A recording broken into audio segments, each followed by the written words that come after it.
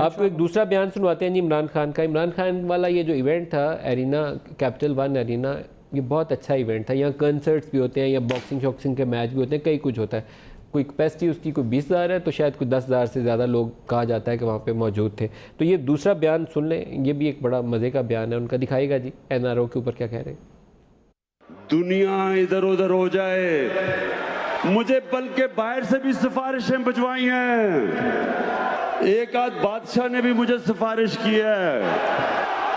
3 لفظ سننا چاہتے ہیں میرے سے، NRO. جو مرضی کرنا کریں، آپ کو پیسہ واپس کرنا پڑے گا. پیسہ واپس کر دیں، وہ جیل سے باہر جا سکتے ہیں. ان کی پراپرٹیز اٹیچ کرنی ہم نے شروع کر دی ہیں. ان کی بے نامی پراپرٹیز ہم نے پکڑنی شروع کر دی ہیں. ان نے جو اربوں اربوں روپیہ باہر لے کے گئے ہیں، باہر کی گورنمنٹ سے ہم نے بات چیت شروع کر دی ہے کہ یہ پیسہ واپس لے کے آئیں. رانا مشہور صاحب، کس بادشاہ سے سفارش کروائی آپ نے؟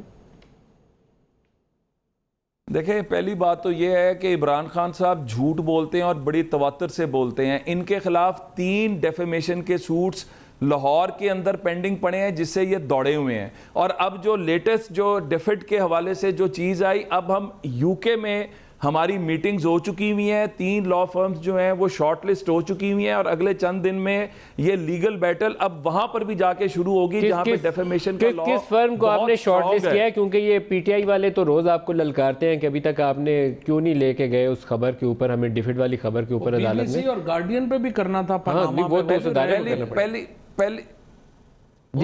پہلی بات تو یہ ہے کہ جو 3 ڈیفیمیشن کے سوٹ یہاں پر ہیں ان میں تو آ جائیں نا.